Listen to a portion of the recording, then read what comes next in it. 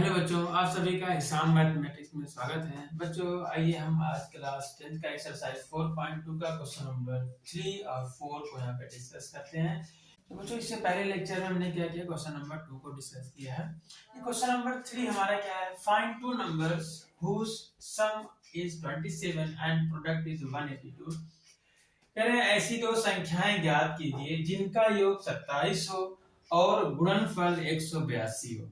मतलब ये है कि दो संख्याएं हमें फाइंड करनी है, दो नंबर्स हमें फाइंड करने हैं। ऐसे हो कि उनका जो गुणा करें तो 182 आए और उनको ऐड करें, सम करें तो कितना आना चाहिए, 27 आना चाहिए। तो क्या करेंगे, मान लेंगे हमारी एक संख्या x है, दूसरी क्या होगी कि दोनों का सम 27 आना चाहिए। तो 27 में से संख्या घटा लेंगे तो दूसरी संख्या हो जाएगी। कहेंगे लेट द फर्स्ट नंबर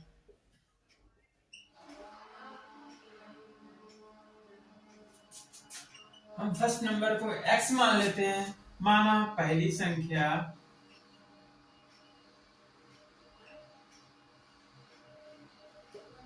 संख्या क्या है, x है। एंड देन अनदर नंबर क्या हो जाएगा, एंड अनदर नंबर, और दूसरा संख्या क्या हो जाएगी। क्योंकि अगर हम जैसे एग्जांपल के तौर पर मान लें कि दो संख्या जिनका सम कितना आना है 27 है, अगर हम ऐसे एग्जांपल के तौर पर बोलें कि एक संख्या हमारी क्या है 20 है, तो दूसरी संख्या कितनी हो जाएगी, कहेंगे 27 में से 20 को घटा दो, वही हमारी दूसरी संख्या हो जाएगी। तो इसी तरीके से अगर हमने क्या मान लिया है कि फर्स्ट नंबर हमारा x है, पहली संख्या x है, दूसरी संख्या क्या होगी, क्योंकि दोनों संख्याओं का योग या सम कितना 27 है, तो दूसरी वाली हो जाएगी 27 माइनस x। ठीक है, ये हमारा हो गया कंडीशन फर्स्ट लग गई यहाँ पे। और सेकंड कंडीशन में कह रहा है कि इनका प्रोडक्ट कितना होना चाहिए, 182 आना चाहिए। और हम कहेंगे अकॉर्डिंग टू क्वेश्चन मींस अगर हम कहें प्रश्नानुसार, तो प्रश्नानुसार में क्या है कि दोनों संख्याओं का गुणनफल कितना है, 182 है। एक संख्या क्या हमारी x है, दूसरी संख्या क्या है 27 माइनस x है, तो इनका गुणनफल कितना आना चाहिए, 182 आना चाहिए। ये हमारा कंडीशन सेकंड भी लग गई है। अब क्या करेंगे, इनका थोड़ा सिंपलीफाई करते हैं तो क्वाड्रेटिक इक्वेशन बन जाएगा।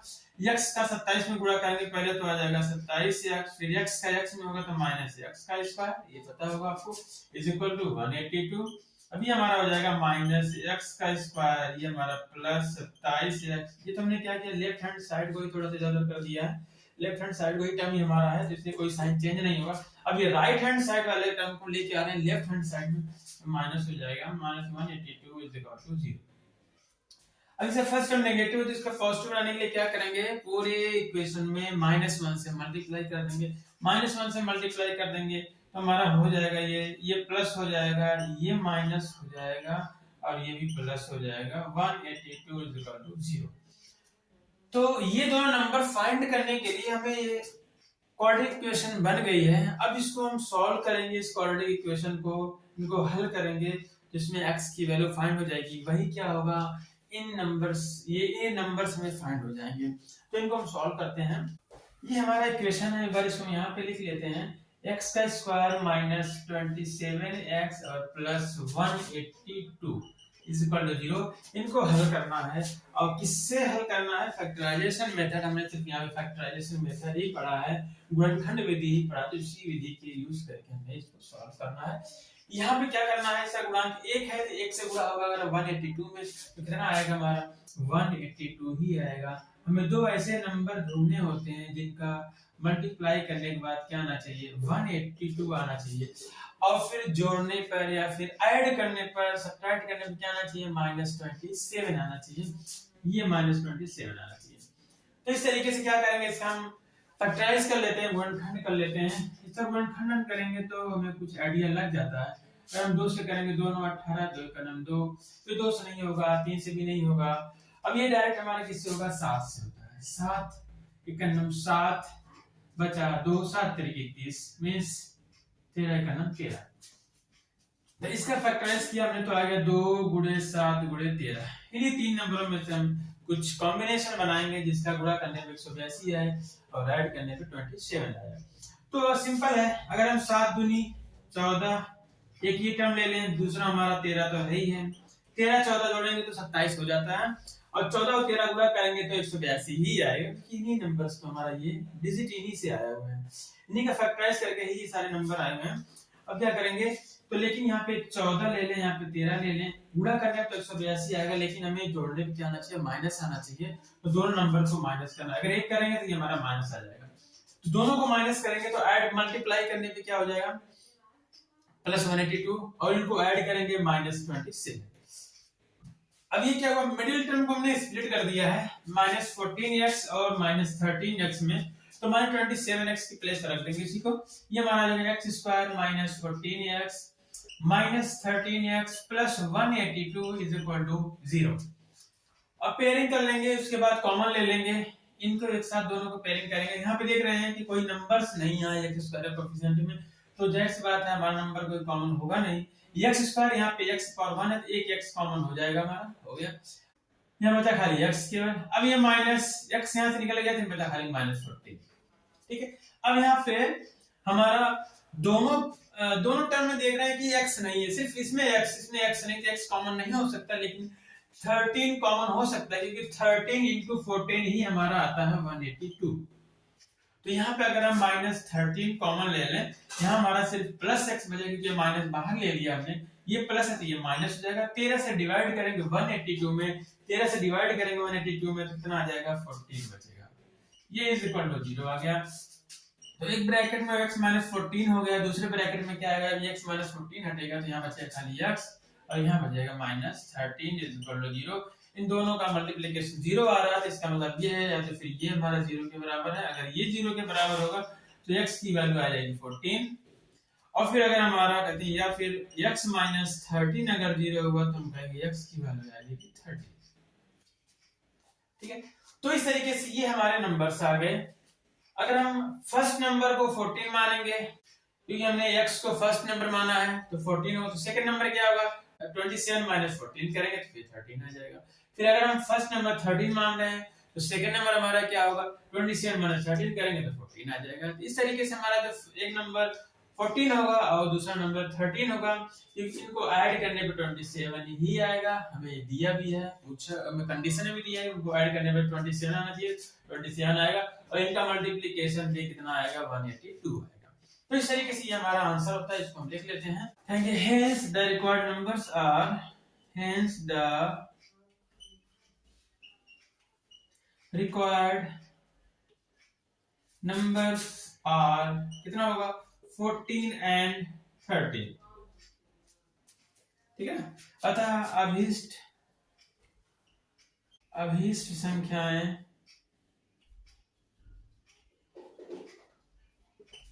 14 और 13 है, ठीक है। जो कंडीशन को सेटिस्फाई करेंगे, ऐड करने पे 27 आएगा, मल्टीप्लाई करने पे 182 आएगा। तो ये हमारा क्वेश्चन नंबर 3 कंप्लीट होता है। अब क्वेश्चन नंबर 4 को सॉल्व करते हैं। तो बच्चों एक्सरसाइज 4.2 का क्वेश्चन नंबर 4 हमारा है, find two consecutive positive integers sum of whose squares is 365। दो क्रमागत धनात्मक पूर्णांक ज्ञात कीजिए जिनके वर्गों का योग 365 है, ठीक है। तो पहले इसमें हम देख लेते हैं कॉन्सेक्यूटिव पॉजिटिव इंटीजर या फिर दो क्रमागत धनात्मक पूर्णांक क्या होता है। दो क्रमागत धनात्मक पूर्णांक मतलब है कि दो लगातार संख्याएं, दो लगातार नंबर, जैसे अगर हम बोल दें 5 और 6, ये क्या है, टू कॉन्सेक्यूटिव पॉजिटिव इंटीजर है।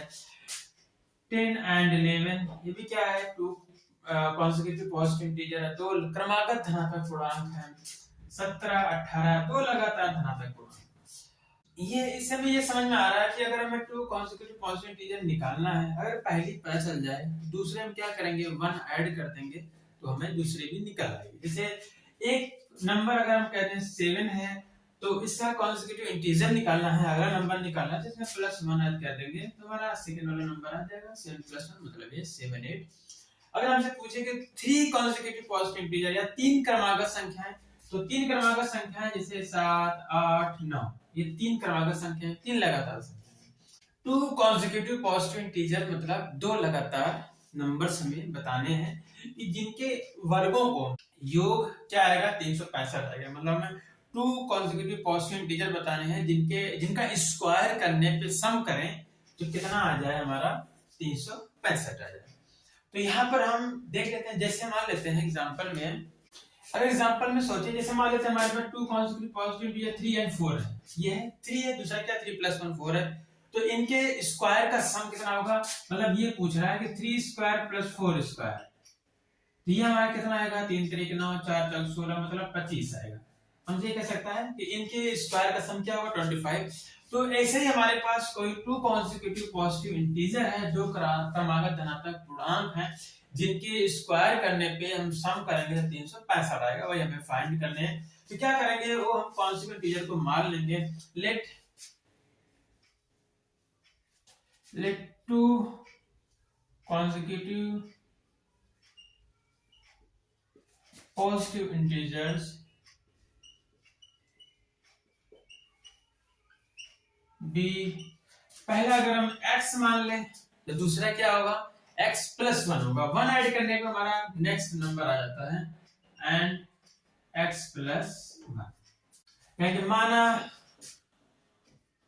माना दो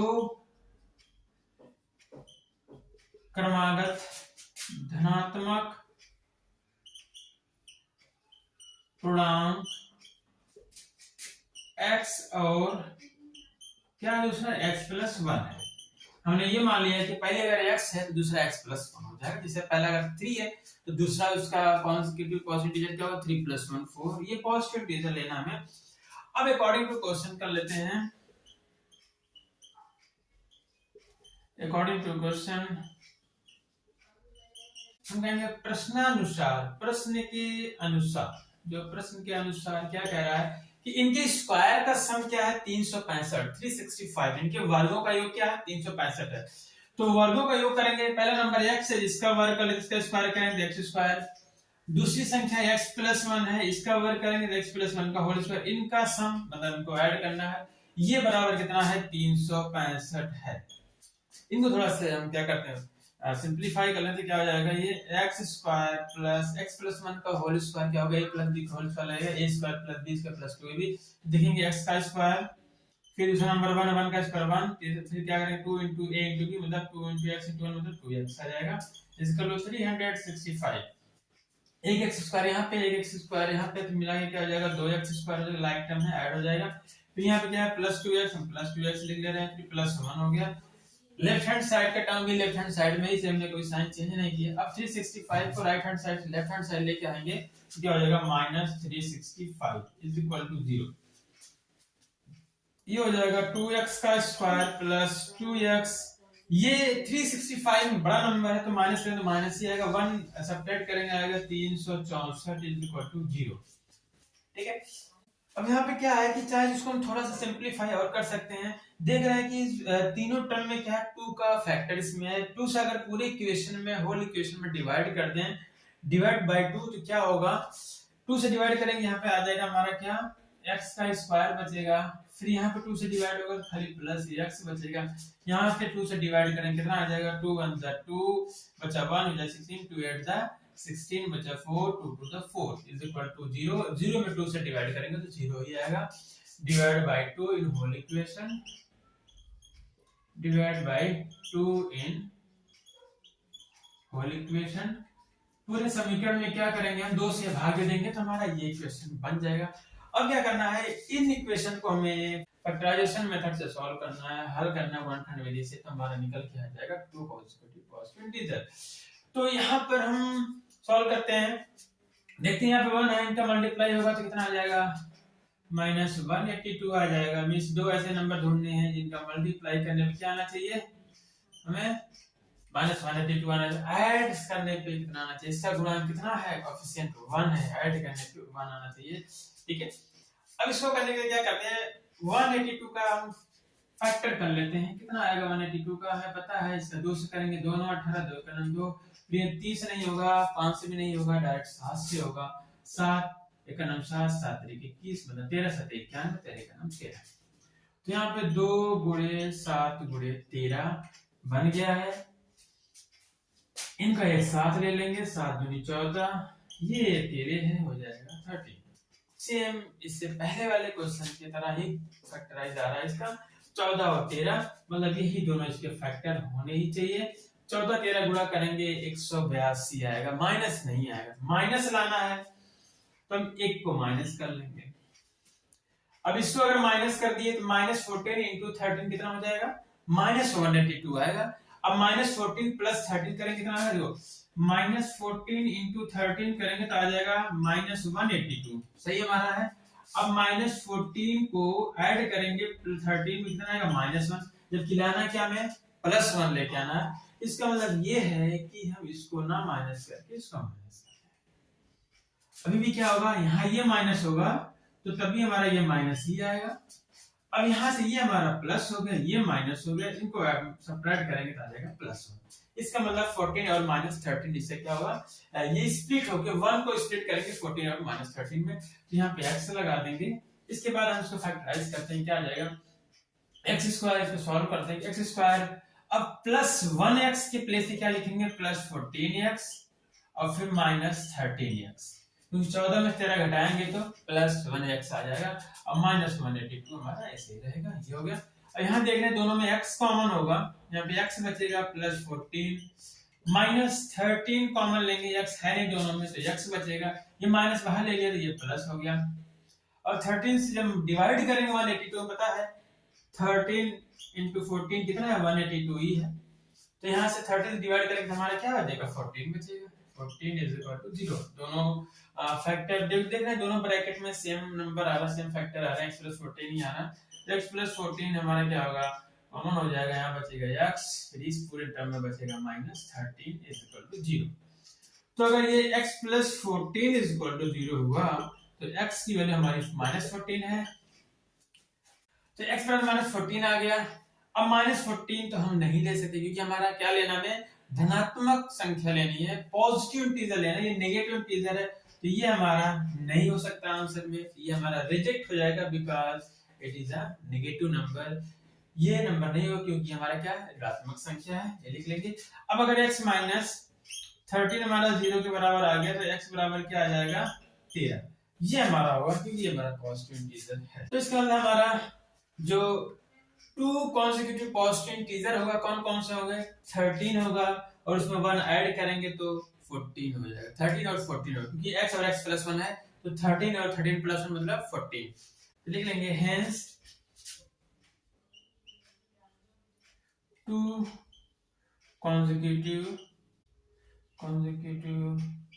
positive integer